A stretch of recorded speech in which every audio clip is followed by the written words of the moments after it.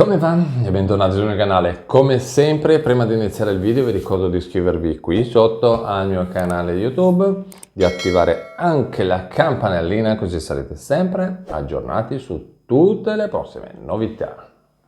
Bene. Allora, lo dirò ancora per un po', poi smetterò di dirlo, spero che tutti quanti l'abbiano capito. Comunque, giusto per così. Video diviso in due parti, prima parte con i titoloni, seconda parte con gli aggiornamenti dove parliamo più in dettaglio dei titoloni. Allora, parliamo un pochino di assegno di inclusione, riesame della domanda di ADI, assegno di inclusione, entro 30 giorni o 60 giorni. Che differenza c'è tra le due date? E qui ovviamente viene in aiuto il sito internet dell'INPS.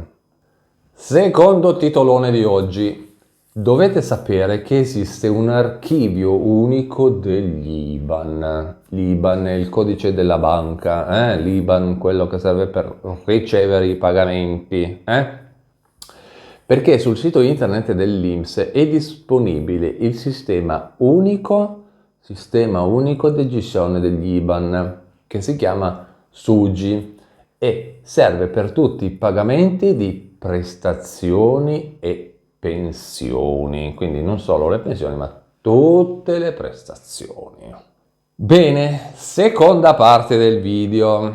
Come vi ho detto prima, oggi vediamo il riesame della domanda dell'assegno di inclusione ADI, entro 30 giorni o entro 60 giorni. Che differenza c'è tra le due date?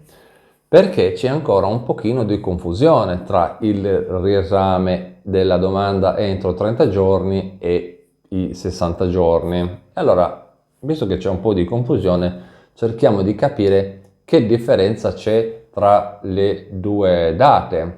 Allora, partiamo subito dai 30 giorni in caso di riesame per domanda respinta. Il percettore, cioè la persona che ha fatto richiesta, ha fatto domanda, percettore, insomma, sempre lui sta, può chiedere il riesame della pratica, dopo ovviamente aver visto quale è stata la causa del rigetto. Quindi, per capirci, bisogna vedere il motivo per cui la domanda non è stata accettata. Prima bisogna capire quello. Dopodiché bisogna provvedere eventualmente anche ad integrare, aggiornare, integrare eventuali mancanze che sono state fatte all'interno della domanda e dopo fatto quello si può chiedere all'INPS di rifare i controlli. Quindi prima si aggiornano le cose mancanti, le incongruenze, insomma, e poi si va, vabbè, o tramite un patronato, un CAF, non so, da un professionista, o andate di persona, non so come viene meglio, sul sito internet, chiedete all'INPS di rifare i controlli. Diciamo che in realtà non c'è una scadenza fissa per tutti, attenzione a questa cosa qua, perché come era stato riportato da un messaggio dell'INPS del 14 di febbraio, ancora del 2024, il numero 684, 684 del 2024, il richiedente può presentare istanza di riesame alla sede dell'INPS, ovviamente territorialmente competente, cioè quella vicino, diciamo più vicina dove uno abita, entro 30 giorni dalla data in cui ha ricevuto la comunicazione dell'esito.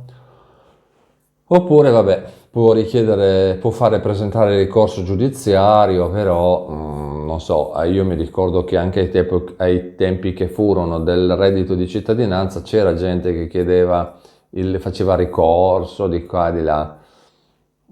Poi vabbè, nessuno mi diceva mai niente di come finiva la questione, però tanto alla fine sempre là andiamo a campare, no? Ecco, cioè non che uno dice tanto devo sempre stare lì a subire, però è una strada, cioè secondo me è una strada molto molto lunga e insidiosa, ecco. Per quanto riguarda invece i 60 giorni, avremo delle differenze. La domanda con incongruenza tra DSU e stato di famiglia e le domande per le quali è stata dichiarata una situazione di svantaggio, diciamo, sono sospese per ulteriori verifiche, e questa cosa qua si è verificata, guarda caso, proprio adesso che c'è stato il rinnovo dell'ISEE, per il rinnovo appunto dell'ISEE, per poter far proseguire l'assegno di inclusione. Molte persone che si trovavano in una situazione di svantaggio, guarda un po', subito sono saltate fuori delle incongruenze con la DSU, e quindi le domande erano state messe sospese, definite, cioè saranno comunque, l'INPS dice che saranno comunque definite decorsi 60 giorni dall'inizio della sospensione, e dice che comunque in particolare, ecco, ve lo riporto così: in base al principio del silenzio assenso, se entro il termine di 60 giorni la condizione di svantaggio non sarà certificata dall'amministrazione preposta alla verifica, così, l'INPS sarà tenuto a considerare la domanda accolta e a procedere al pagamento. L'altro caso è questo: se la domanda risulta in evidenza per ISEE con difformità, il richiedente riceve una comunicazione da parte dell'INPS ovviamente, e avrà 60 giorni per integrare la documentazione, colmare le omissioni o ripresentare una nuova dichiarazione sostitutiva unica.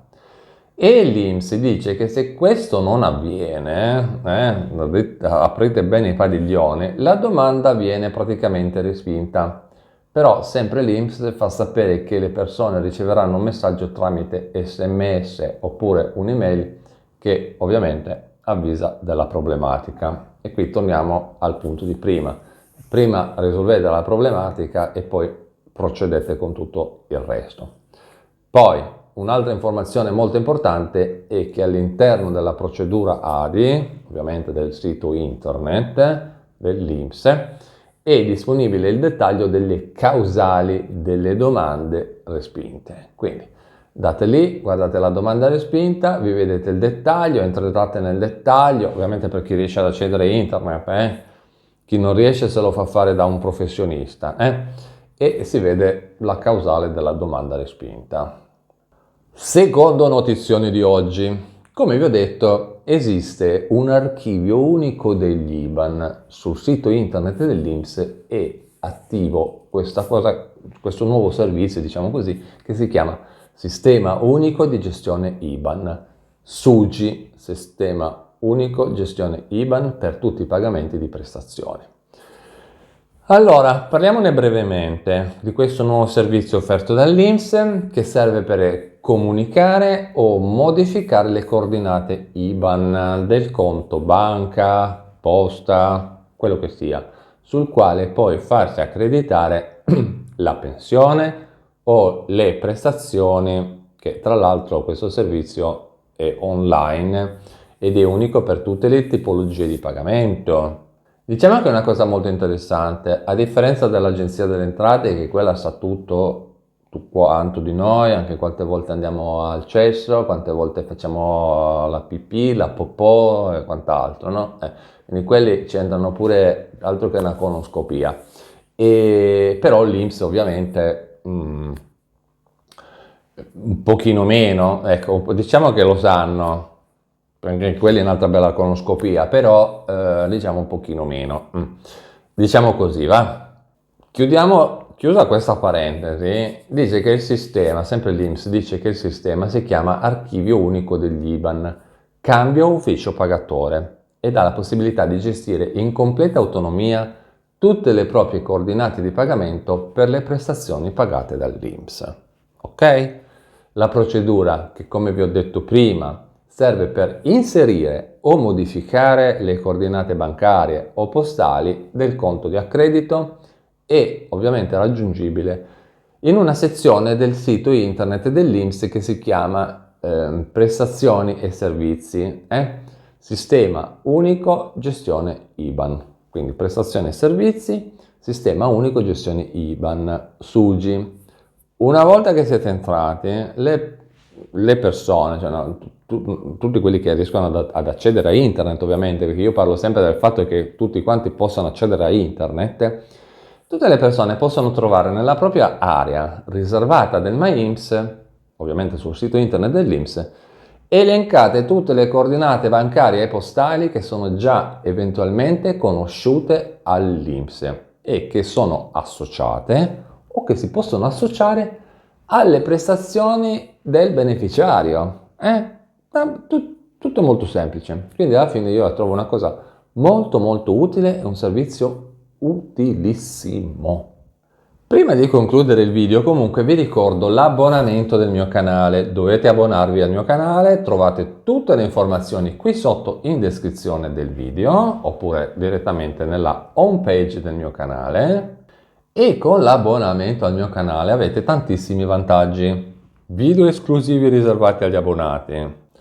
Commenti più rapidi, commenti più rapidi, perché io li vedo prima, perché sono colorati in modo diverso, quindi nell'elenco, nella massa di commenti che ricevo, quelli degli abbonati li vedo prima. E poi, importantissimo, gli abbonati sono automaticamente iscritti come super iscritti, quindi gli abbonati non sono iscritti, gli abbonati sono registrati automaticamente come super iscritti all'interno delle dirette live, quindi loro hanno diritto di ricevere il badge esclusivo degli abbonati all'interno delle dirette live, e ce l'hanno solo gli abbonati, questo badge, questo sigillo distintivo degli abbonati. Quindi mi raccomando, abbonatevi, qui sotto in descrizione video trovate tutte le informazioni. Oppure nella pagina principale del mio canale,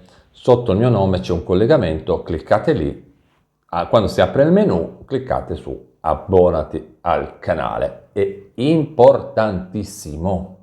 Bene, con questo è tutto, io vi ringrazio per avermi guardato, vi ricordo di iscrivervi al mio canale di YouTube, di attivare anche la campanellina così sarete sempre aggiornati su tutte le prossime novità e noi ci vediamo in un prossimo aggiornamento sempre qui sul mio canale di YouTube. A presto, ciao!